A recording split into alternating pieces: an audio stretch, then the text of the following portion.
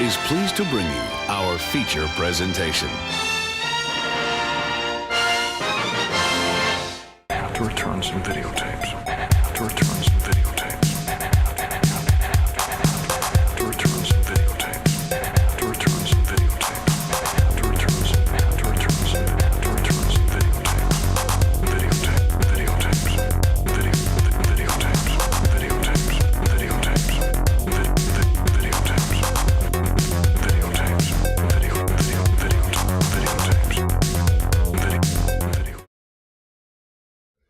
Welcome back to Strange Girl Video on the Ectoviolence channel. I am distracted by fucking cats right now. Alec is distracted by the cats. They're fucking trolling him. Look at these bastards. Yoshi was, while the intro was running, rubbing against the laptop so hard it was like, I feel like he was going to click shit and start switching things around. The crazy thing is the fact that he thinks he's R. Kelly. Yeah. Anyway. Yeah, so we're going to talk some movies tonight. We didn't do a show last week because, well, we're going to try and do it Tuesday, but you got caught up doing some different things, and Yoshi. It was kind of a wild week. Yeah, it's been a few weeks. I am trying to relax and enjoy myself. However, there are things that leading up to this broadcast that have frustrated the shit out of me, so we'll see. We'll see how chill I'll be. We have my fucking hair and everything. This hat looks goofy as shit right now. Like, what is this? Who is this fucking goon on that camera?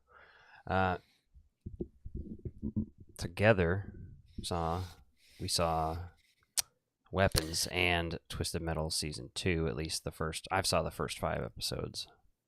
I've only seen the first 3, but... They dropped 2 more, and the third one's, another one's coming out in 3 days. Okay. Nice. Yep. Other than that, Casper 4K is coming tomorrow. Oh, it's come out? Yeah. Did you pre-order that one? Yeah. I pre-ordered the Small Soldiers one too, which never came, and it came so late. Basically, they're like, "Hey, do you still want this?" And I don't know. I just was kind of over it. I'm gonna still order it at some other time, but I was just annoyed. So which version did you get? The 4K Steelbook?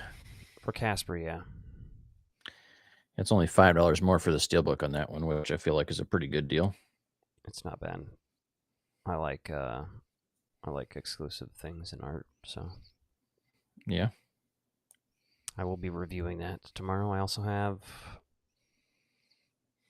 From Dusk Till Dawn, Death's Ranked coming up, which out of all my death ranking videos was the most research and most work and most note-taking I've ever done. Well, that's a lot of fucking kills in that movie. It's actually uncountable.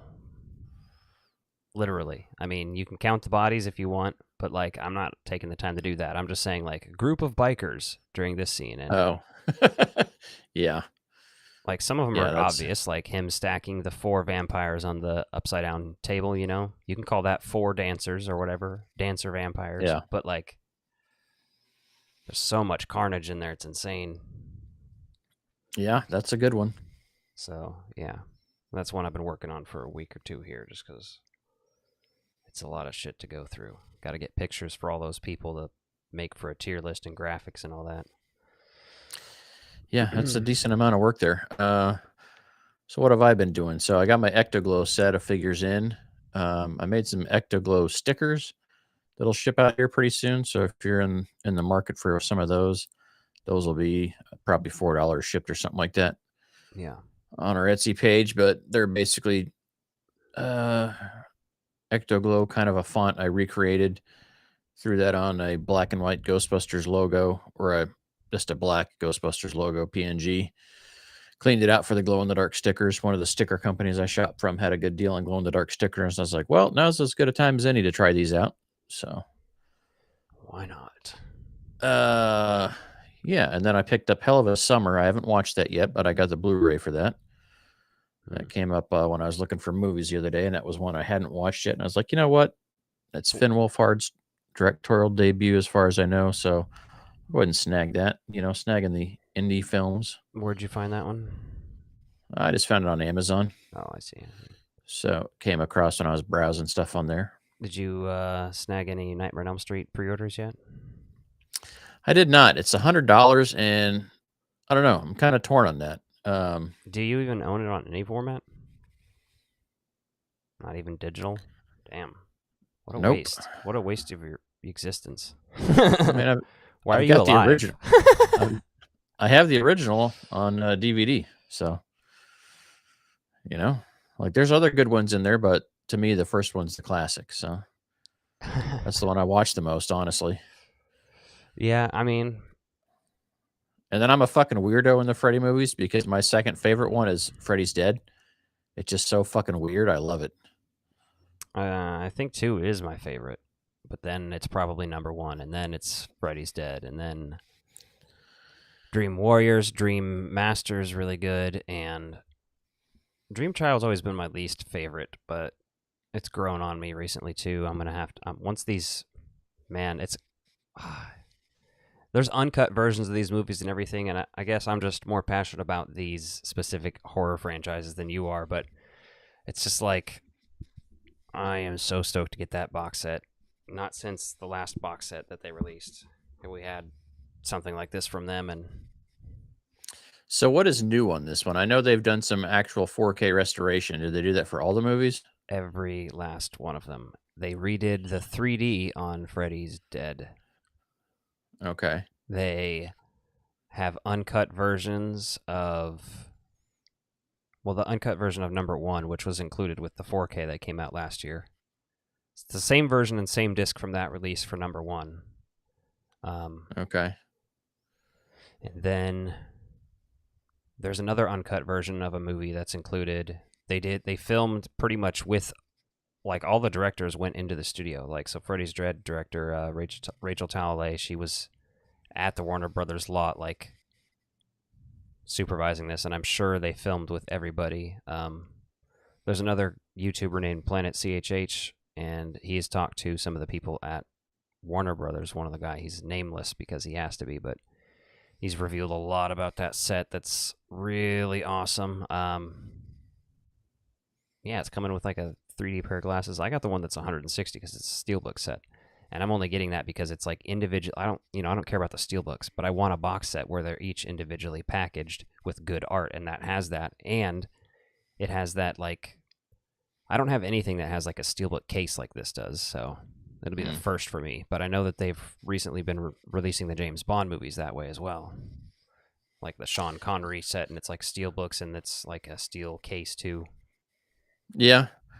I don't know. I guess my big concern is just the fucking cost of it for something that's so fucking old. Now I get that I actually spent money on this, but so many times when you look at these movies, like right now, they've got this one coming out, but if you shop anywhere, they're still trying to sell you the old DVD box set or the old Blu-ray box set.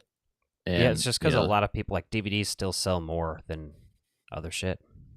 So which it's is crazy pointless to because not make DVDs. You may as well make them still. the DVD set I think comes with, because I saw one today at Cargo Largo of the DVD set, and I was like, do I just get this and skip this other set? Because I'm just kind of torn on it. I'm like, like I'd like to see all that shit, but I don't know. There's also a Blu-ray set that's like $30 you can get right now. If anything, at least get that shit, because the Blu-ray scans are going to be. But the thing is, these, I've seen some like shots from these 4Ks already, and I'm like, holy shit, like this, like, just Freddy's Revenge, even number 2, looks so fucking insane. Like, it's so good. And I don't know. Yeah, and I'm all for that. Does this one?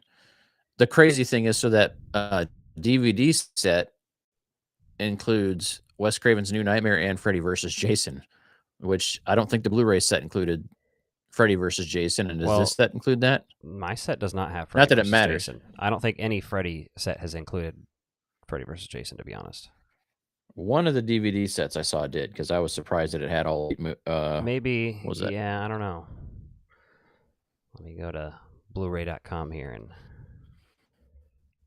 Freddy versus Jason. It'll tell me which one it is, because I'm curious now. Because I'm sure it's not the one I have, because that came out before for Freddy versus Jason, obviously. But They did. I can think of a couple different versions. They still have some in print right now. Like they're still printing the DVDs of it. Yeah, so there's a 8-disc movies collection. Okay, the 8-disc one with the red on the cover and he's blacked out, Yep. kind of. Yeah. Okay, I see. And then okay, that's just Voodoo. But as Yeah, far so as that Blu-ray, includes. they never included it. Yeah, that's what I thought was interesting. I was like, why the hell are they including this in some box sets but not the others? That doesn't make sense for the rights thing.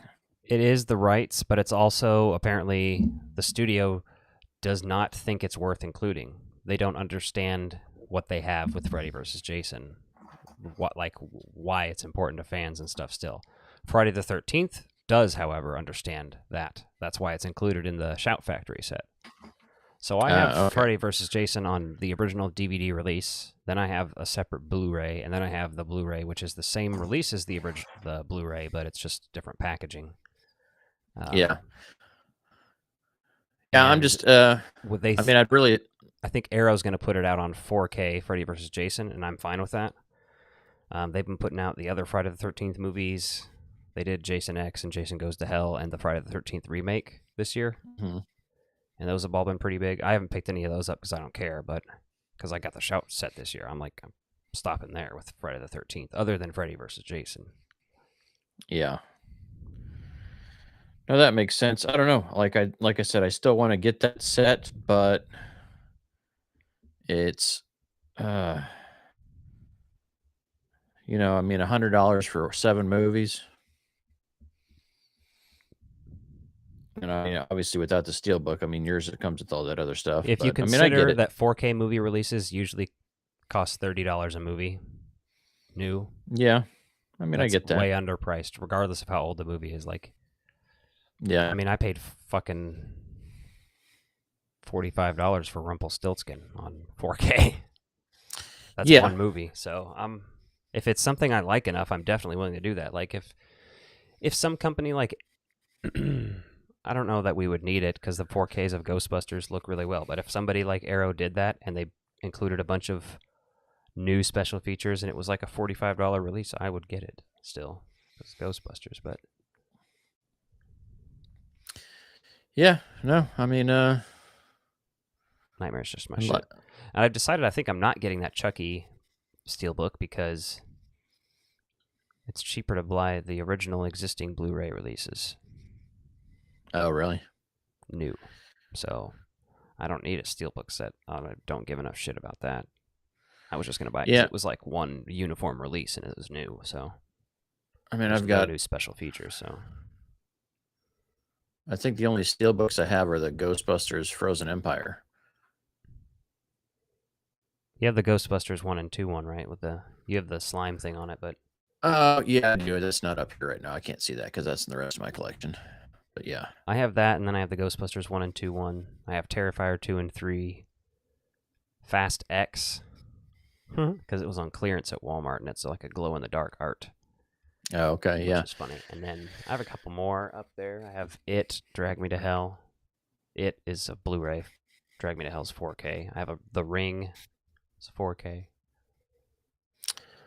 Yeah, I mean, Like I said, I don't go out into my way to buy them, but if I don't have it and I'm going to get, I would like to, have a release of it. sure, no, I get that. Yeah, like I said, it's just, I like, but it's not a financial purchase or a financially responsible purchase at the moment. It comes out in September, so something changes between now and then. I can still pre-order it, but I know the 4K Steelbook's pretty well sold out, so I don't know if they're going to restock that. So again, I feel like I have all this information now because of that Planet CHH stuff, but essentially they're probably going to, because it's sold out, then they didn't necessarily do a restock of it, but they did put more in stock on Amazon. And okay. that's when I got in on it, and that was like 2 months ago probably. There was no Yeah, artwork up for anything yet, and then it sold out again pretty quick.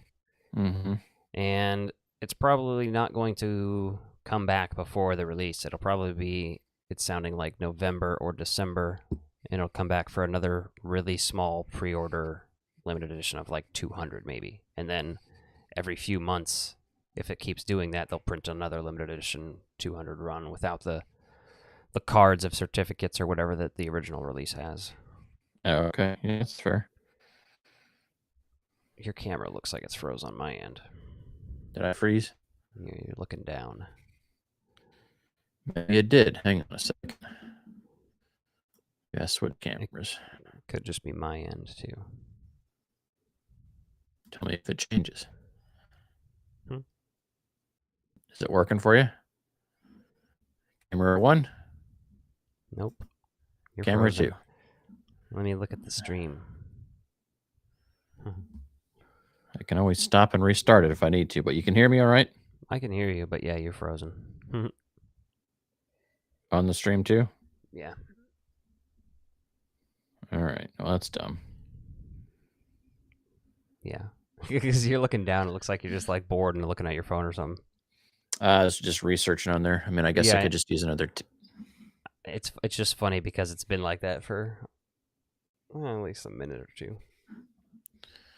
There you go. Now you tell me. You're back. Well, because Good. I thought it was gonna. Sometimes it does that and then it automatically updates. Yeah. It's fine.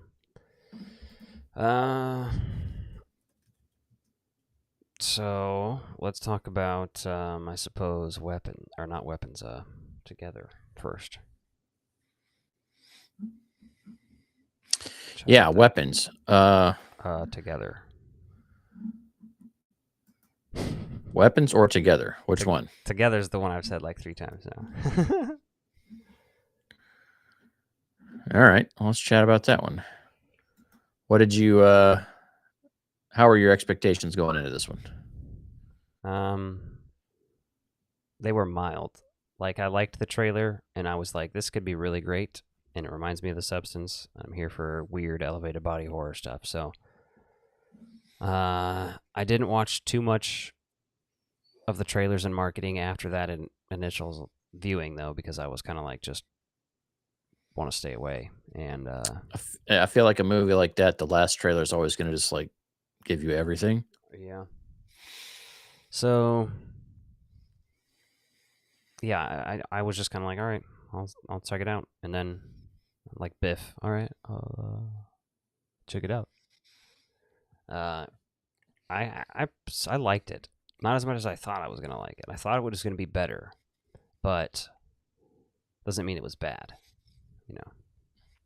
It was interesting and it was different than I thought it was going to be, but I had fun with it. I liked it still. I think it has a lot of really weird stuff going for it. Obviously, it's very romantic themed. Mm-hmm. It kind of reminded me of Get Out and stuff a little bit. Just the This vibe feels of the like characters. it pulled from a lot of different movies, or it reminded me of that, I should say. I can't say they pulled from that because I don't know what they were influenced by necessarily, but They I were know the actually influences I saw. they were sued by somebody who claimed to have written a movie that was like identical to this. And I think that all got dismissed, basically saying like they didn't see the similarities they're talking about. So Yeah, but still, I don't know. You never know. yeah, Yeah, it's been 2 weeks Either now, so it's way. hard to say like a bunch about it since I only saw it the once and didn't take notes really. But it was. I liked the moods. I liked the exploration of that vibe between the characters of like she's taking care of him and he's kind of like this struggling musician type, which I related to, especially a few years ago. I'm not, struggling musician type anymore. I do music when I want to for fun, and I still get paid for it sometimes, handsomely.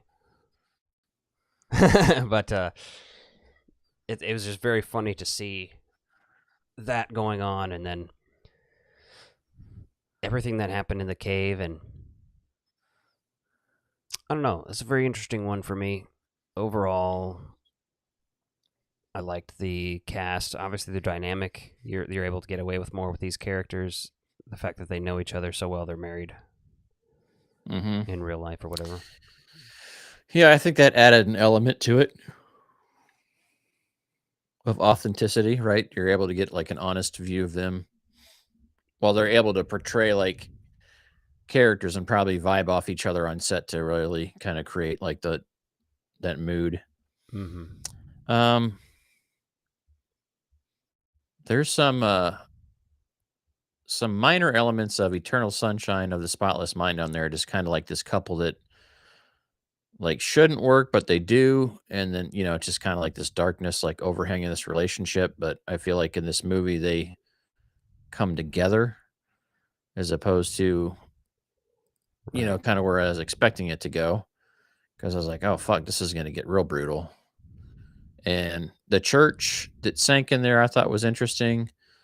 The whole concept of the neighbor and the other missing hikers, I thought was pretty cool. Yeah.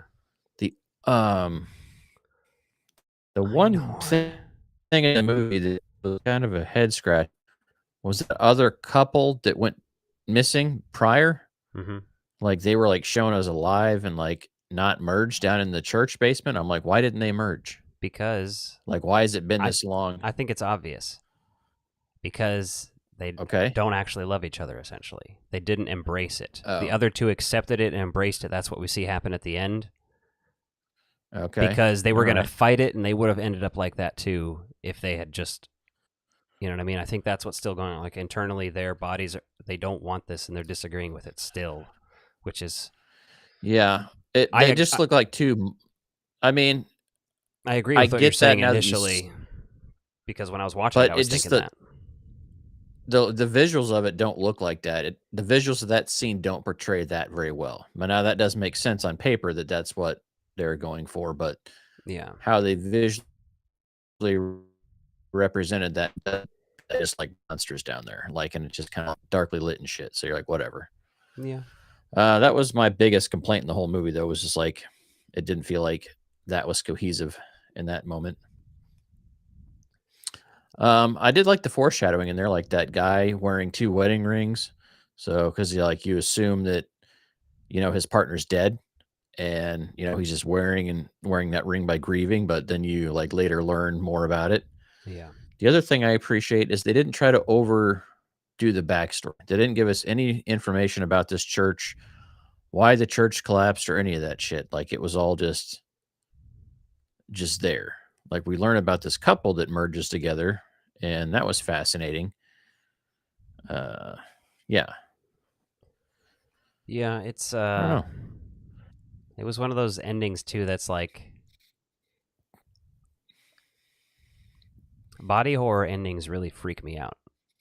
You know what I mean? Just like adapting to living in a Okay, permanently weird and altered state. So, for example, the ending of Tusk when he is just fucking living as a I was gonna walrus. say that's the most traumatic one where he's out there and they're fucking feeding him. Yeah, that's Yeah, they fucked give up. him a fish and he has his little big gulp drink still or whatever. It's like not actually a big gulp, but Mm-hmm. it's off break. You know what I mean? Like Yeah. that's horrifying to think about. Mm-hmm. And I And don't then know. those That's like why whiskers that are on his face. Yeah, so gross. gnarly, just as like a ear on the side of his body and shit. Yeah, I think I gave this like a 3 out of 5. Um, just because it's rewatchable to me. Like it wasn't perfect. Um, I can't I remember what just one of those exactly I things. gave Like it. I don't know. I would say right now is either a 3 or a 3.5. Probably a 3.5 because I did like it. Yeah. No, and like that's for me. A 3 is like, hey, that's a movie I'll watch again, right? If you're getting down to the twos, I feel like most movies on average are going to be 3 to 3.5, maybe a 4. It's really going to take something special to get higher than that. Well, this thing is, there's not many movies I've reviewed and given a 5 out of 5 on my channel because that's my Hmm. rating usually. And then I'm very hesitant to give stuff low ratings too. I think the lowest I've gone is like 2 stars or 2 hearts. And I was like, Hmm. because I just don't go out of my way to review. If I've seen something I don't like it, I don't go out of my way to review it. It only happens really that way if it's a new movie. Yeah, if it's something you're curious to see and then it turns out to suck, yeah. Yeah. Like everyone's talking shit on that New World of Worlds movie Oh, I right was now. thinking about watching it just to do a video on Yeah. it and be like, how fucking terrible is this movie? Because I've heard How essentially bad that could it it's be? like a big Amazon commercial. like legitimately. Like there's so many things. Like the guy, an Amazon worker, is literally like turn cutting his wife with fucking packing tape because he's such a good packer and shit. Like it's deranged behavior in this movie. Now, yeah, that's interesting there, but I don't know. We'll Yeah. see. But yeah, I liked that enough. What did you you watch the first 3 of Twisted Metal, huh? Yeah, so I like the first season a lot. You know, I went in with really low expectations on that because I'm like, okay, it's a Twisted Metal series. It doesn't look like it's like the plot of the games to start with, so but I wound up really liking it as like a good you know, season 1. I really enjoyed it, had fun watching it, and Yeah, my issue then initially I these first watched couple episodes. was that Go ahead. I was just saying I initially watched like the first couple episodes of the original and was like, there's not enough things I'm recognizing. And it's just because they were from games that I didn't play because I didn't play every single Twisted Metal game religiously, you know? So I had to realize that a lot of this shit is stuff from the games and they're doing a really great job with it. I'm the one who doesn't know shit. And season 2's ramping up and doing the same thing. The tournament starts in episode 5. So Okay. they show a preliminary round that happens, but it is the trailer scene if you saw that. It's like the Oh, airport okay, yeah. hangar. Yeah, so it's that happening. And Nice. pretty good stuff, honestly. The guy who's playing Calypso is Anthony Kerrigan. Mhm. He's from Barry, if you watched that. Oh, yeah, the show. Yeah. Yeah, he's fucking great in that. As I can't even remember his name because it's been so long I've watched that show. Great show, though. So that's fun. And then Axel appearing was sick. I gotta tell you, man, that drive-in alone, that drive-in was fucking amazing. I love that whole setup there, and Yeah. I love how Axel's this badass, and I didn't fucking like that guy anyway. I'm like, "All right, okay, that's good," you know, Yeah. because like, this showed us, like, some really gory shit, and then it also has some, like, funny fucking punchlines, so I'm like, "Okay, they get it, they get it." I actually do really. It's like, obviously, this style of humor is done with stuff like Deadpool and stuff. They're not reinventing the wheel or anything. Mhm. But in this universe, I think it is a best case scenario for how they handled Twisted Metal. They didn't take it too seriously. They can make it jokey. They can make fun of themselves. They've showed the Twisted Metal games in the show. Like they're canon. Yeah, he's literally practicing the games, yeah. I would say too, uh, comparing it to Deadpool, at least this is an ensemble cast to me, which really makes it better because look, I enjoyed the first Deadpool movie. The second one's pretty good, and I like Deadpool versus Wolverine, but I haven't rewatched it yet. I saw it once in theaters, and I was kind of there with it. And it's not that I need that, but it's just kind of like the same thing over and over. And so you run out of scenarios pretty quick. So I like this because the humor just comes from different characters throughout it. It's like it's very immature, very stupid, but lots of characters get to jump in on the action there. And it's just like you just never know who's going to have something stupid or funny to say. So I like that. Yeah. Well, yeah, the relationship that's evolved between Sweet Tooth and Stu is amazing as Mhm. well. It's hilarious. That's like my favorite duo on the show right now. Absolutely. Because And he that just guy, fucking coming along for it. Stu and his friend were the original drivers of Hammerhead, I think, in Twisted Metal or Twisted Metal 2. So they were Mhm. the original drivers of the Hammerhead, which was the monster truck, Oh, okay, I cool. believe. Or at least it's a monster truck in number 3, driven by a grandma. Nice. Yeah, so the only thing that and this is pure speculation because the season's not out yet, but I'm wondering, like, are they planning did they already announce season 3 was greenlit? They have not. There's 12 episodes. There are 12. Okay, that's what I was starting to wonder. I was like, how are we gonna get through the tournament in 8 or 10 episodes? But if it's 12, that makes a little more sense, so it makes me think they could actually get away with it because you know, going through those first 3 episodes where they're just hyping up this tournament and they're really episode 3 is kinda hyping it and really advertising it to get everyone on board with it. I was like, "Fuck, are they gonna get halfway through this fucking tournament and then we got to wait for season 3. Yeah, But I hope they get through it all, because that was going to annoy the fuck out of me if not, because it's like, okay, season 1, we got there. We get the ins and outs of the world and everything else. Yeah, So. no, I think there's plenty to go off of because of the way. I mean, each Twisted Metal game is a different tournament. So, and by Twisted Metal Black, they've already hinted at this. They might do this in another season, but basically, it's Sweet Tooth setting up his own tournament.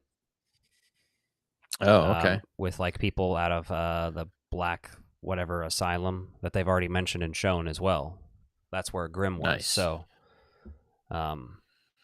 that's fascinating to see. That's a lot of interesting lore that's actually based in something, which is cool. So, yeah, I feel like a lot of video games could probably learn from this. And to your point, like, I don't know all the ins and outs of the games, so I don't know all the Easter eggs in there. But to me, that's a good show, is that I can just like go along for the ride and enjoy it.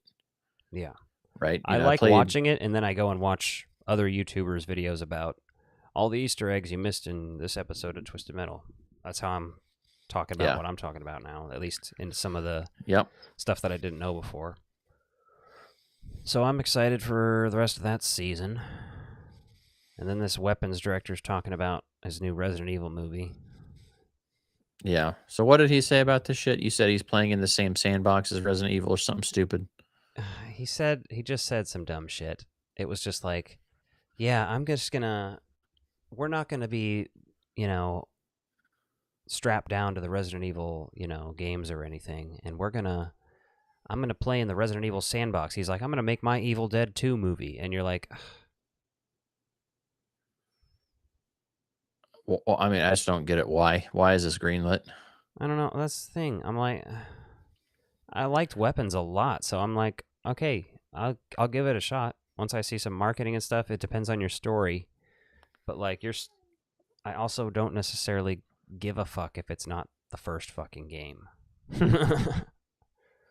Sorry. Well, here's the thing, like, you could do... They've had unlimited chances. I can't even count. I know. I don't even know how many Resident Evil bullshit attempts they've made at this point. Like, at least 3 starts or 4 starts to a universe. Like, it's insane. So they did the entire film series that like had new characters that never showed up in video games. The CGI which is weird movie series. Yeah, and I tried watching some of those, man, and like those were just doing completely different shit. Like they were like closer to them. They had characters from the games that doing shit that the characters probably would do, but they weren't based on the games. No. They were based on like shit going on after the game. So it was still kind of like, what the fuck? And then we had the Netflix series they did, which I watched. I enjoyed. It did not feel like Resident Evil. It was like an interesting post-apocalyptic TV show, but it did not deserve the Resident Evil title, that's for sure. Welcome to Raccoon City. I've never seen it. Welcome to Raccoon City. So I saw that in theaters. I enjoyed that. There's things in there that I thought were way better than the original movie series, but it still didn't feel right tonally. Like it felt like they wanted to go by the game series, but they either had too much meddling or too many people like creatively like pushing in different directions. Like it didn't have a cohesiveness of someone writing a good script and saying, okay, this is how we're going to do this and make it epic. Yeah. Because I think they've done like the 3D animated. Yeah. Him and Furiosa. You saw that, right? Do you have it in you to make it epic? Yeah. And I love the Resident Evil franchise. And I say that because I played the first 3 games all the time. Got through all those, and after that I kind of tailed off when it became like those weird little other fucking creatures. When it was less zombies and shit. 4 is still great. 5 is meh. 6 is meh. 7, that's when it got good again. Okay. When they kind of it was very Evil Dead-ish, actually.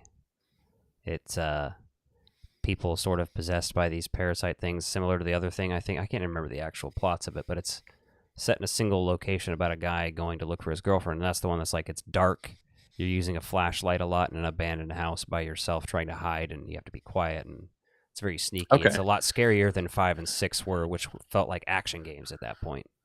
Yeah, I felt like everything I saw about 5 and 6 were, like, all out in the sunlight and, like, just, like, big monsters and kills, like, they took away a lot of the elements of those games that made them, like, scary to watch. Because I mean, that was half the fun of those games is, like, there's some unexpected scary shit that used to pop out at you, like, a lot of There's- jump scares, but some they're still genuinely spooky. good character design. Yeah. Like, I played all the way through 5. I've beaten it on PS3, and it's fun enough. There's not a lot of scary moments, but yeah, it does become a different thing.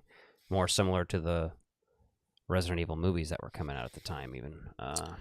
Well, and what doesn't make sense is they've remade so many things, right? You know, you go back to the GameCube and they made Resident Evil 0 or whatever the hell it was. It's like leading up to the first game. Hmm. Then they redid that first game, second game, third game. Like, you can get Resident Evil 3, the remake or the remaster. What I think it was just a complete remake now on PS5 even. Yeah, So, same with Resident Evil 2. yeah, so like those games, like I would love to play again, but I don't know. When you have a franchise that's that big with that many games in it, like, are movies the right way to go? Unclear at this point. I Yeah, don't know. I'm excited for it just because I like zombie movies, but when they say, "Oh, I'm going to do the sandbox and all that other shit," you just start to wonder, like, why? Mhm. You mean to tell me that no one out there that's writing scripts can crack the code for Resident Evil and make it good? Right. Star Wars, that's a sandbox you go to play in. Do your Yeah. own little Star Wars story because it's a universe. This is Resident Evil. It's small and contained. I mean, enough. Well, Fucking A. I don't know. and we've never had a haunted mansion version of Resident Evil. Like, I think to me that's the most disappointing. Like, you could do this super low budget in one location and have some of these creatures and monsters and zombies in there and make it real fucking scary by the atmosphere of a giant haunted house, haunted mansion type of a thing. And that would be really cool, really well done. And then go from there. Yeah. You know, I don't know. I don't know why it's so difficult to do that. But now that we've trashed his dreams, we talk about weapons, which Yeah. I really liked. I did too, man. That was one of my highest rated movies of the year, I would say, so far. My favorite thing about this movie is it's just a fresh idea. Yeah. It didn't feel like anything I'd seen before. I have seen people say it's just this movie, but this, and I don't even remember what movie they said. It was a specific one about a witch, like taking the life force of children or something. So, like, I get that, but also it's unique enough. I don't care. I like the characters. I like the way he did the story, kind of out of order. And I wanted to ask you this because I know a lot of people are going to say, "Oh, anything out of order," people automatically go to Tarantino. But to me, this movie reminded me more of the movie Vantage Point. You remember that? I don't recall that one, no. Forrest Whitaker, Dennis Quaid. They are at an event, and it's like there's a political assassination that happens, and it shows each of their perspectives of this event in different Okay. orders. And I think Sigourney Yeah. Weaver's in it even. Okay, I have seen that one. Yes. Okay. So that's the vibe I got from this, where it's different Yeah. perspectives, and then you sort of reveal more about the other perspectives as you move forward, revealing the story, and it's Hmm. just fascinating. Yeah, I like that. I like how it broke it up by characters. I like the intro narration. You know, the intro narration basically Lied. set everything. Yeah, but it also set everything up. I will say it lied because the child was like, "There's a lot of people died in this story I'm about to tell you." Yeah, in weird ways or something along those lines. Yeah, like 5 people died, bro, and 2 of them were shot. So ain't that weird? No, I think I almost wonder if that was written and not changed like as other edits through the script happened. You know what I mean? Like they didn't revisit that bit. Yeah. That's what that felt like to me by the time I walked out there. I was like, huh, it seems like they didn't ever edit that after they the marketing did is some confusing people modifications. with this movie too. So obviously, Mm-hmm.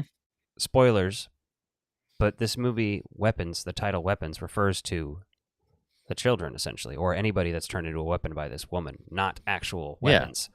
And the marketing is like, I'm sure you've seen these like cheese slicers online. Mm-hmm. Like everybody's posting, look at what I got at my screening. I didn't see one. I wanted one, but I didn't see any at my theater. But the cheese slicer with weapons logo on it and stuff. And you're like, okay, I remember that scene, but like, I feel like when you market it that way, that is why people were thinking this is going to be a different movie and why people aren't liking it as much. Because their expectations were something super violent with like people using and dying in a bunch of weird ways, Final Destination style, and that's not what they got. No, but I also feel like that was the marketing team. For You sure. know, like I don't.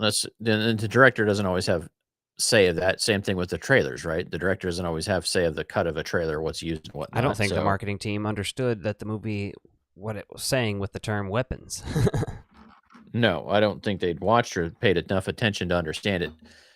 For me, though, the things that I thought were fascinating about this movie was early on in this movie, you're trying to figure out, you know, your mind's automatically trying to discover, like, what is this? Is this aliens? Because I was like, did all these kids get abducted? Like, and that's kind of where I was going. I was like, oh, that'd be fucking cool. Like, we haven't seen an alien movie to something like that in a while. That'd be fascinating. Right. And then, you know, I didn't realize the witch thing was going to be such a big foreshadowing piece there on the car. Well, that's the thing. I started to think, oh my god, some stuff started happening throughout. Mm-hmm. Things that come to mind is her dream that was very Nightmare on Elm Street-ish when she walks into that Yeah. classroom and sees the kids smiling all creepy, and then Josh Brolin having that fucking dream, and then Yeah. seeing the lady as a clown. I was like, Yeah. oh, is this going to be a really creepy clown, like a Pennywise type deal? Like a magic evil clown thing that gives you nightmares? Like, what is going on here? Like, I was like, where are they going with this? Mm-hmm. But that imagery was creepy. I did like it. And I did like it.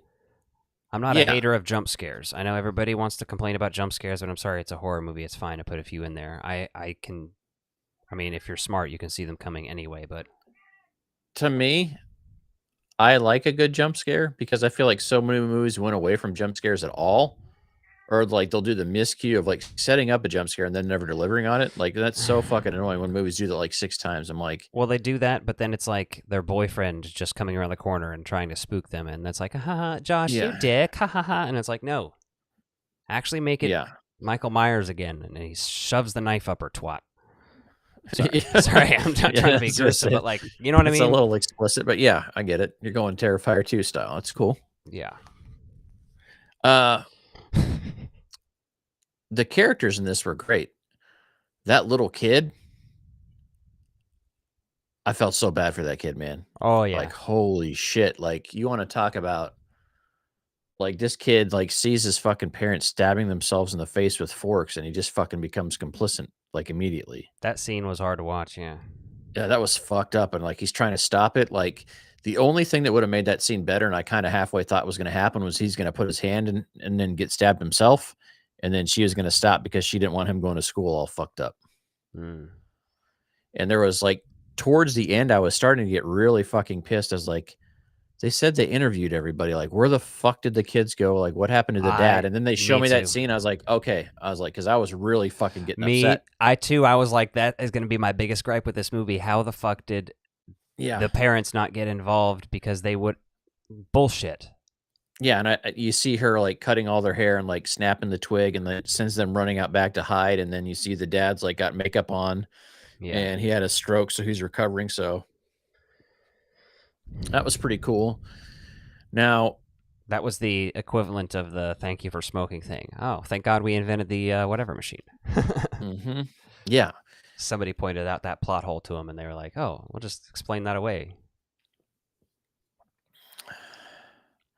well, I mean, and maybe he'd seen enough movies just to get pissed off and do that enough, you know, like just to know, like to. Oh, I'm You're still getting all praising these it. feelings. I just think it's funny because Yeah. I feel like that is definitely what happened. Like, that had to have been added after the fact just to be like, okay, I have to make sense of this. I'm not leaving a hole there.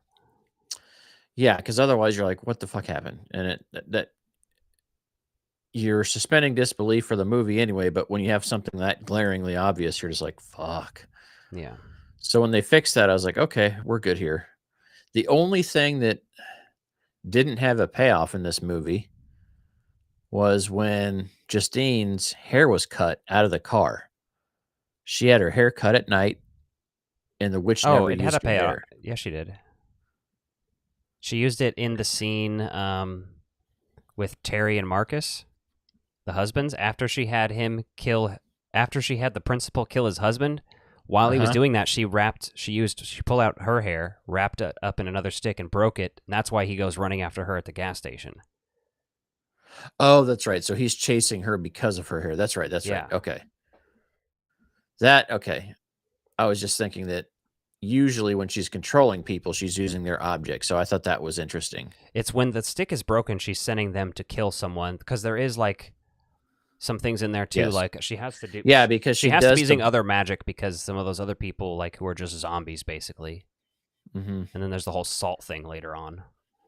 Yeah, crossing the line of the salt line, which I thought, for a witchcraft movie, that was good. Yeah, they didn't do too much over the top witchy shit. It was just fine. One, they didn't over-explain it too, which I appreciate. Sometimes you don't want everything explained or spelled out for you, and so that worked out in a good way. We didn't have Grandma Gladys being like, or Aunt Gladys, I guess she technically was, but being like, yeah, this is how I became a witch and why I'm eternal and why I feed on the blood of children now, basically. The life force. Yeah. And I did like how subtle it was that she starts like getting younger, because by the end she's got way more hair than she did early on when those kids are in the basement. The only thing that was interesting there was like the kids don't seem emaciated. Like aside from like just losing their autonomy, they're just like frozen down in the basement. And I did like how that kid was having to fucking spoon feed everybody, including the kid that bullied him and shit. Like could you imagine how fucked up that would be? Like the fucking trauma that kid's going to have. Oh yeah. I mean, you could make a sequel to this and have nothing to do with witchcraft and just explain how this kid grows up to become a fucking serial killer after going through that shit. And it would still be great because you're like, no, we don't need the witchy stuff. We just need this. Yeah. This kid reminded me of Andy from Child's Play. So had that vibe to him. Yes. Just an innocent kid going through some fucking shit. When at first you're like, okay, it doesn't make sense. And then she's like trying to figure out the house. And then they say that like when the cops come, like they pulled everything down and cleaned the house. Some good stuff there. So. The strangest thing in this whole movie was the gun in the clouds floating above the house that Josh Brolin sees. Yeah. At that point, I was wondering what the fuck was happening too, because you couldn't tell it was a gun at first until it revealed the full shape. Yeah. It was like, what is this? Is this some sort of structure in the sky? A ship? Aliens? Like you were saying before, like... No. Well, that's kind of what I was thinking. Like early on, I was thinking aliens just because I'm like, okay, where do they go? Where do they disappear? The gun thing was very Twin Peaks-esque to me. Just like the gun up there with the time on it. Mm-hmm. And that could just be said to be the father's own fear, like within his own nightmare, right? Right. It's there's a lot of different ways to take that. That's one of those. I mean, it's so widely open to interpretation. I haven't read a lot of reviews about this movie just because, I just saw it last night and I don't want to spoil anything yet, but I have seen like some comments and things basically discussing it's like this kind of social commentary on school shootings, right? Especially how they open the school right back up and everyone's dealing with it and everyone's coping and, without having to kill the kids off and like, because killing off 17 kids in a movie would be pretty fucked, to be honest with you. You know what I mean? Like that'd be a lot to explain. So do it. I don't care. Yeah, I know, but like, you know what I'm saying? If you're going to show it all on screen, I think there'd be some criticism to that. So like, did you pick up on those, like that vibe when you're watching this? Did it feel like anything like that to you? I mean, a little. I mean, I wasn't really trying to dissect it in that way. I've seen people say that this isn't even a horror movie; it's a mystery movie, and all this shit. And I'm like, it's enough of a horror movie for sure, and it's a thriller, absolutely without a doubt, which is basically a subgenre of horror anyway. So come on. And I loved how fucked up all the main characters are too. Right? They don't try to have like some perfect version of a teacher in there. Like clearly this has fucked her up so much that she's drinking like vodka by the bottle every night.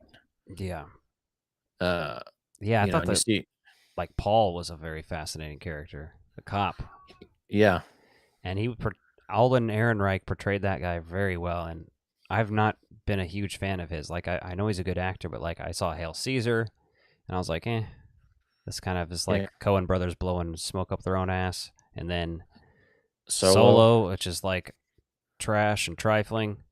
No, like this role felt like it was. I feel like this is the best thing I've seen him ever perform in. Like I felt like that role like clicked for him. I'm sure he's in some more like indie type movies that are really good that I Yeah. just haven't seen, but for sure that's how I felt. I was like, all right, this guy rules. The fucking scene where he's staring down at his finger after he pricks the guy, he's like, you have nothing in your pockets that's gonna stab me, and then ends up punching him in the face, and it's like how that all goes down and everything. I don't know, it's just very fascinating. That's so intense because like that's some shit that probably really has happened before. Oh yeah. And even the junkie kid, man, like he had a great performance there too, right? Because you know, And apparently that guy's the only person attached to Resident Evil so far. interesting. I don't know who he's going to fucking play, but did you know that this movie was completely recast as well? Oh, from the initial casting? Yeah, because it got pushed back, and then they had to recast because Pedro Pascal was going to play Josh Brolin's role originally, and he had to drop out to do Fantastic Four because they Interesting. pushed the filming dates and stuff. I can't remember why, but they had everybody was recast except the junkie kid. He was from Okay. the original cast. I think there were some other recognizable names too. I can't remember, but Yeah. Even the police chief, pretty recognizable. oh yeah, I talked about him. He was in a lot of stuff recently. Halloween 2018. He was the husband. Uh-huh. As soon as I hear him talk everything he's in, I always just imagine him in Vegas Vacation, a boy on a town, where he's doing his Sinatra impersonation, like Fake that, IDs. and he's an uncredited role in that. So like I see that and I'm like, oh hell yeah. I just watched the Basketball Diaries too, and he's a kid with cancer in that one. So Oh shit. Okay. Yeah. Leonardo DiCaprio and shit. Let me see here. Yeah, Pedro Pascal. Renat Rensvi was going to be what's her face. Brian Tyree Henry was going to be the principal. I can't recall. Okay. He was in last couple Godzilla movies. He's like the underground podcaster guy. Okay. So yeah, some other interesting people. I like the casting, how it turned out. Yeah. I mean, I like Pedro Pascal as much as the next person. I think he's solid, but he's in so much right now. But I do really like Josh Brolin's character here because he's playing this kind of like macho asshole, but then he kind of turns out to be. Yeah, I liked his little arc there too as well. His character dynamic, because you can tell his wife is struggling and fucking hates his guts because she's like, I'm going to work. And like, obviously everyone deals with the grief in a different way. So yeah, your kid's missing and like she's just trying to get by in one way and he's like in there sleeping in the kid's bed. So clearly his relationship is better with the kid than his wife. And so like you're getting that layer of shit going on in there too. Holy shit. Shinola, what's up? I'm looking up. Don't do anything. Don't do this because I want to reveal this to you. But don't look. The woman who played Gladys. Okay. Mm-hmm. She's an Uncle Buck. Oh. Okay. Uncle Buck's girlfriend.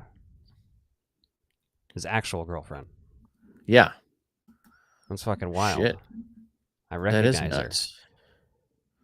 Yeah, like I look at a photo of her now, not in the makeup for the show, and yeah, that makes sense. She's married to someone very famous too. Let me She's see been in a here. ton of movies, but that's the only real thing. Ed Harris is who she's married to. Yeah. Yeah, they've been married a long time. That's fucking cool. Yeah, she's in Field of Dreams, Uncle Buck. Yeah, I thought she was great in that role. She's real fucking creepy, man. Mm-hmm. And then obviously Josh Brolin, I liked him and his role there. Absolutely. Justin Long popping up was just interesting because this guy is director of Barbarian, so that makes sense. Mm-hmm. Yeah. The woman that was married to Justin Long's character is the director's wife. Oh, that's cool. And I don't know if you know this, but the director was also in The Whitest Kids You Know. Yes, I was aware of that. Yeah. Very amusing. People often compare some of my random comedy sketches to Trevor Moore, the guy who died a few years ago, who was like his partner. So interesting. yeah. So who was originally cast as Gladys then? Let me see. Josh Brolin joined to replace Pascal. Julia Garner replacing Renzavi. Alden Ehrenreich replaced Tom Burke. And Benedict Wong replacing the guy Brian Tyree Henry. It doesn't say. It just says Amy Madigan and Carrie Christopher were announced to have joined the cast. So maybe they didn't get cast in the original, or we just don't know who. Okay. That's fair. Yeah, I will say I am glad Pedro Pascal wasn't in this. I feel like that would have been. I just feel like that would have been like just more of the same. If you watched The Last of Us, I feel like it would have just been a repeat of that character. Kind of like I haven't watched The Last of Us, so okay, yeah. So I just feel like that's kind of the same vein. The thing is, Pedro Pascal is in a lot of stuff. I just don't watch all of it. Yeah, I've not seen very much of it, to be frank. Actually, I mean, this summer I watched Fantastic Four. I really want to see Eddington still. Yeah. And he was in 2 other ones that I didn't see. I never watched The Last of Us. Probably won't. He's hardly in fucking Mandalorian anymore, and I'm not going to watch that either. So I'm not getting annoyed with Pedro like other people are, because I have seen that he is definitely being a lot of stuff, but I don't know. I do like him. Yeah. Doesn't annoy me as much yet. No, I'm just saying, like, from what I've seen, though, I like Josh Brolin, how this turned out. So I definitely like Josh Brolin, so I'm not complaining it either by any means. I like Josh Brolin and everything. He's also in a lot of great movies. So Julia Garner is good in this. I thought she was a lot better in this than she was in The Wolfman. Not that I disliked her in The Wolfman. I just heard negative things about Wolfman to the point where I didn't even see it. I was like, ugh. But I really like Julia Garner, so she had a lot to do in Fantastic Four, but it was cool seeing her. She was great in this, and she was great in Ozark. Mm-hmm. And she was great in there's another movie I've seen her in with one of the women from 9 to 5. But she was basically a teenager, and she goes to her grandma for help getting an abortion. It's like an indie movie from like 10 years ago. Oh, okay. I think it's the first movie I saw her in, or anything I saw her in. Yeah, she's in The Perks of Being a Wallflower. I guess I didn't really realize she was in that. Yeah, she's been in a fair amount of stuff, so I get that. Yeah, I didn't watch that series, the Netflix one that she was in, the Inventing Anna that everyone was talking about. Yeah, I don't know. I think I saw that. The movie I was talking about was called Grandma from 2015. Okay. Nice. She was also in the Sin City sequel, so... Yeah. Yeah, no, I mean, I liked Weapons. It was probably one of my favorite movies I've seen all year. Definitely. Made a ton of money. for his budget. Like it's already Yeah. in the profitability range, so we'll see how that goes.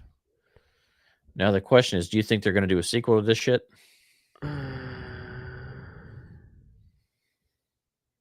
I don't think they need to.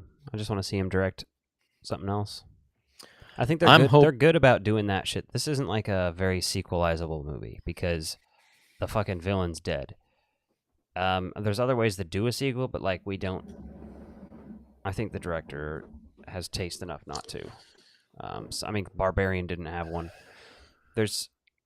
They aren't just sequelizing shit to sequelize it. They look for ones that are like, oh, this makes sense to sequelize. We can, or they'll make you change the fucking movie. Like if they wanted him to sequelize this, they probably would have been like, you can't kill her off, or at least if you do, she's mystical being that reforms or some shit.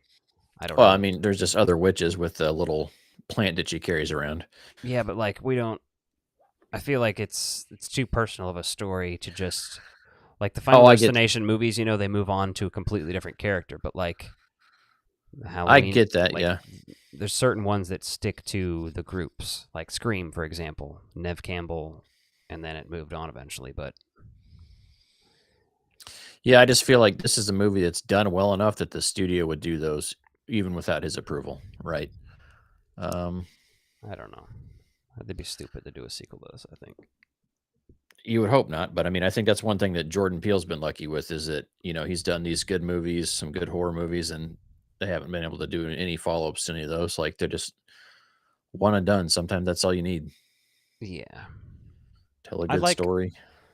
Certain things need to be a certain level of cheesy, I think, to be able to be sequelized. That's why I love the Terrifier movies and hope they keep going. You know what I mean? I know he's only going to potentially do one more, but like, I would see fucking 5 more Terrifier movies, dude. I don't give a shit. If you keep inventing the story and doing new things with them, I love those. And yeah, they're going to do another Final Destination now, which I'm fine with. I liked the last one enough that I bought it on Blu-ray and stuff. Yeah. I thought that was a good movie. I enjoyed it. So, what else is coming up here in the next couple of months? It seems like there's a ton of shit coming. Let me see here.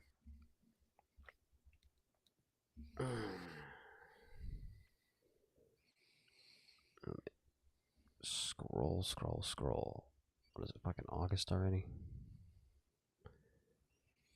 Well, the Witchboard remake comes out this month. Alien Earth is at least starting tomorrow. Yeah. I've seen people like trying to like hype this up, be like, oh, it's the best one since Alien and Aliens. And I'm just like, that's pretty fucking bold statement for a TV series. I've heard that every time they made a new Alien fucking movie, dude. Yeah. Toxic Avengers coming out this month, at the end of the month. The Conjuring Last Rites, which I don't even know if I'm going to see. I watched the first one and took notes to review it. But I'm just not passionate enough about that series to try to get through all of those fucking movies, I don't think. And so I am debating just cutting my losses on that one. When you're talking about that, I'm just like, like I've seen some of them, and it's just like, I don't know. It would possibly be good for the channel, but also I don't know if I care enough. Spinal Tap 2, September 12th. Yep. I don't think, I mean, Rob Reiner is back, Christopher Guest, everybody. Again, I think it'd be better than fucking like Happy Gilmore 2. Well, they're releasing it in theaters, so that's already a step up from that. Yeah. Because Happy Gilmore 2 felt more like a fucking, let's make a movie and get all the cameos we can get in there now. Like, which the first movie has some good cameos, but all this movie is like anyone that grew up watching Happy Gilmore, like, oh, and as a professional golfer now, I was like, oh, I want to be in the new one. And everything else, it was just like, yeah. Wanted to like that more. I went in with pretty low expectations. I knew it was going to suck ass, so. I just didn't know how fucking dumb it was going to get. Like, pretty fucking dumb.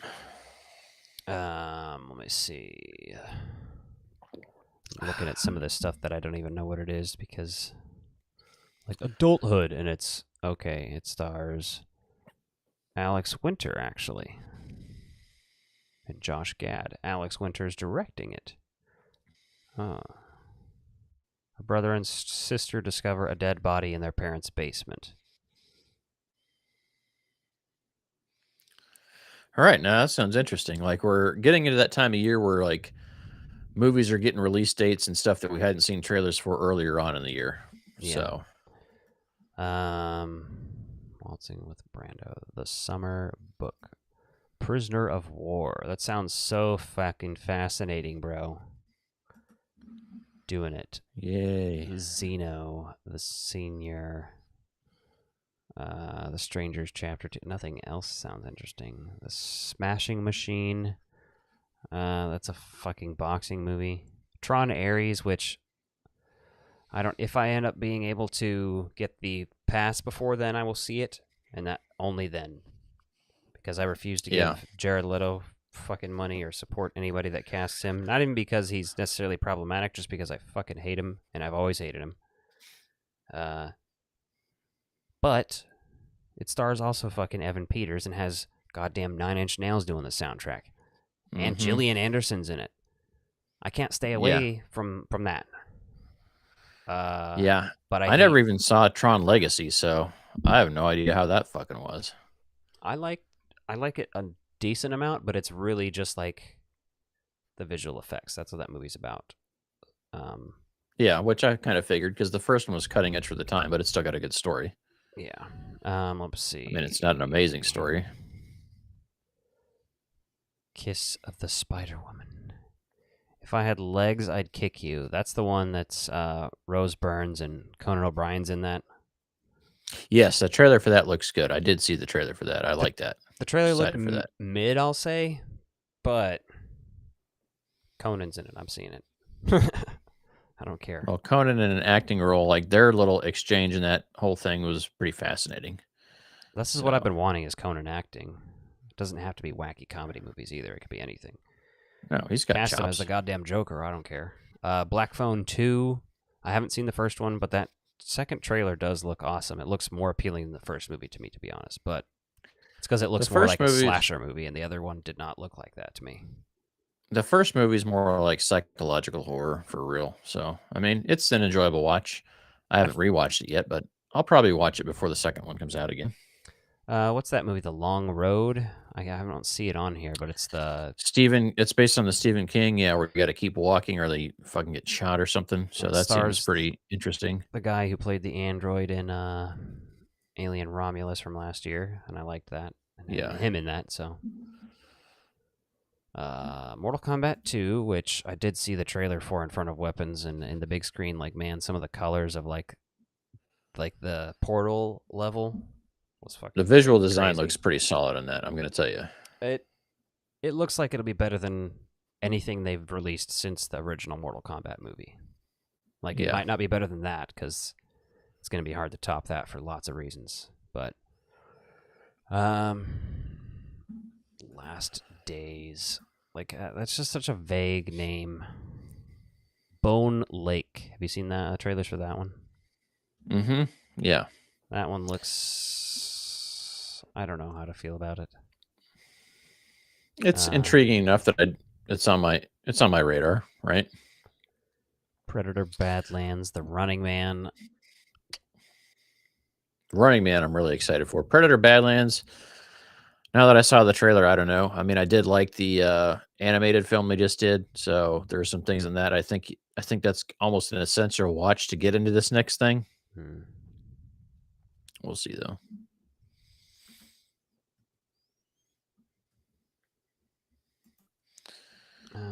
The Long Walk. That's it. Okay. There's interesting movies, sounding movies. Eternity from A24. Keeper from Neon. So this is interesting, right? With all the Stephen King stuff, because The Long Walk is not the traditional horror that Stephen King writes. It's more like The Stand, the sci-fi type stuff he does. Yeah, well, it's because that stuff is bent towards horror still. Like, it's spooky, yes, but it's not like straight horror. But this is also The Long Walk was also written under his pseudonym Richard Bachman, which so is The Running Man. So interesting that we got 2 Richard Bachman movies coming out this year. You know what I mean? You're like, oh, Yeah. okay, so now we're getting away from mainstream Stephen King to go some different routes, which I'm all for. Damn, that's from 1979 as well. Huh, okay, I might have to read that one before that comes out. That fucking asshole Mel Gibson's doing another Passion of the Christ movie. Like another fucking, he's doing like Jesus 2, the sequel. What's he doing? Like when he comes back to life, zombie Jesus? It's some shit. I don't know what it is, but yeah. I saw like a post about it on social media the other day. Then Silent Night, Deadly Night, which I'm really stoked for. I rewatched Halloween Ends the other night, and I was like, damn. I like it even more than I liked it before. Yeah, that's a good trilogy, man. Like it's Not even that. It was better than just the the other last two. one. Just the Yeah. last one by itself. The other two are connected way more. So this one, like, I don't know, it kind of stands on its own. It does that thing where it's like, we're going to Halloween 3 you while still Halloweening you. Yeah, I get that. I just loved it. But he's in the new Silent Night, Deadly Night as the killer. So, like, that's like perfect fucking casting. Mm-hmm. Yeah, I'm excited to see that. I think it'll be good. And then Anaconda's coming out.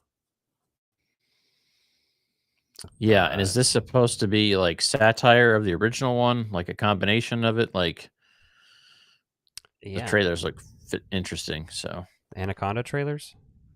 Yeah, the Anaconda trailer. I haven't seen one for it. There's a trailer? Pretty sure there was. Was there not? Not that I'm seeing.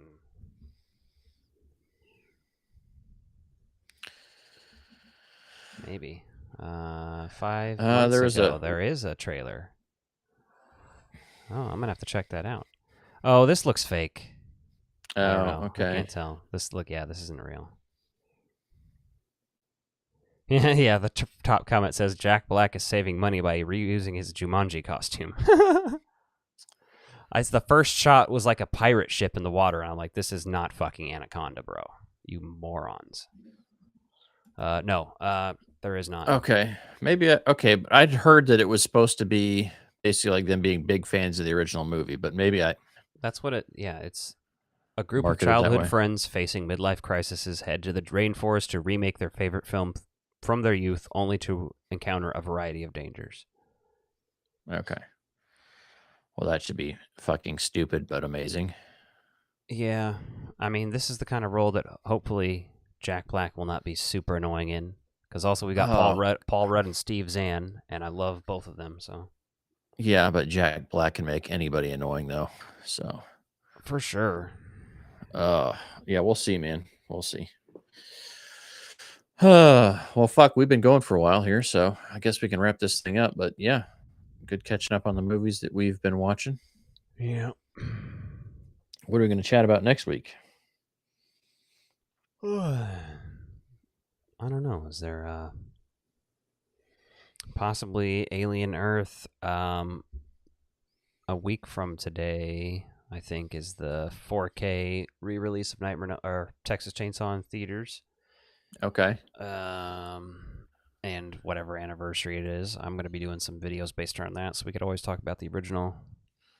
Yeah, Wednesday season 2. Have you started that yet? I'm not going to watch that. I didn't watch the first one, bro. I watched the first 2 episodes, and I was like, this is horse shit. This is literally, it pisses me off. Like, and I don't feel that way about many things, but it pisses me off because it was like Harry Potter. I was like, why are they at fucking witch school? Fuck off. Fuck you, Tim Burton. Like, why did you do this? Funny. You put Jenna Ortega in a Wednesday Addams show and you make me hate it? Like, actually hate it? That's hard. You have to try to do that, Tim Burton. Like, I'm going to write a strongly worded letter to this son of a bitch. Tim Burton, You should do it. You haven't done shit since 1999, you punk ass. You had a good 15 years. But now it's time to fuck off, you cunt. I will say, the fact that he has come out saying he's not going to do a Beetlejuice 3 is the best news I've heard from him in a very, very long time. Yeah. He's not interested. I'm like, well, thank God, because Beetlejuice was it was entertaining enough, but the studio is trying to probably do Beetlejuice 3. Oh, fuck yeah. Yeah, they are. They are. They always are, man. Yeah. Fucking Tim Burton. Tim Fucking- Burton. Fucking James Cameron out here still making Avatar movies. Like, fucking eat my ass, James Cameron. I haven't seen those. I have no intention to see them. I saw the trailer for the newest one, and I'm like, this just looks so fucking dumb. Like, you're making the same movie 3 fucking times. People versus sea creatures. And I'm like, and then he's still going off about AI's bad. AI's bad. It's going to cause Terminator apocalypse. I'm like, we get it. Some of your stuff may come true. Stop making shitty movies. I don't want the AI fucking train on Avatar shit. The AI is going to train on that shit. We don't need that. Come on now. No, what's funny is we need to like show a bunch of really smart AIs the Terminator movies and be like, thoughts? Yeah. Do you guys believe this? What year do you think this will happen? And they're Some like, of these- this year, bitch. Thanks for the idea. Some of these dates have already passed. Do you have any new dates that we can plan for? Yeah. Yeah. All right. Well, I think we kind of beat the dead horse tonight, man. We kind of ran through it all. Made it through Yeah. everything. Yeah, there was a lot of shenanigans happening. Keep an eye out. I don't know if you're interested in any of this stuff, but I am looking for the Michael Myers and Chucky Fantas and the Jason Angry Orchards. Oh, yeah. I'll get the Angry Orchards for sure. The Fantas I may grab. Are they doing the bottles or just cans on those? They are doing, so Michael Myers is can only, I believe, and it's pineapple. So that's kind of annoying. But like, I want it bad enough that I'll get. You think Michael Myers would be on the orange, and you would think that Chucky would be on the pineapple because of color schemes. Chucky's not on orange either. It's What's he on? Freddy Fazbear is on orange, which again, you should have put Michael Myers on orange for sure. But Chucky's on like red, I think, and Chucky's is like a new flavor. His is going to be in a bottle, so you can get the bottle of Chucky, and then the other one is the grabber from Black Phone, and I can't remember what color that one is. That one might actually be the red one. Chucky's Okay, might I'll have be to look at blue. all that shit again. Tim Jacobus did the art for some of that garage beer advertising they've got going around. Yeah, that's like The a Kelsey local Brothers thing, shit. though. Like wherever they're at. That isn't actually Oh. licensed for Jason or anything. Oh yeah, I know. I'm just saying. It was cool art, though. Yeah. Yeah. Because I was like, okay, why are they doing a specialty thing? Because it's just Travis and Jason Kelly, like Kelsey football players, and everyone's like, okay, why are they doing this? And then I saw Tim Jacobus share that he had done the art for that. I was like, okay, well, that's interesting. At least they got a good artist to do it. Yeah. So. And then your Ectoglow should be here soon. They didn't ship today, which I thought they were going to, but hopefully soon.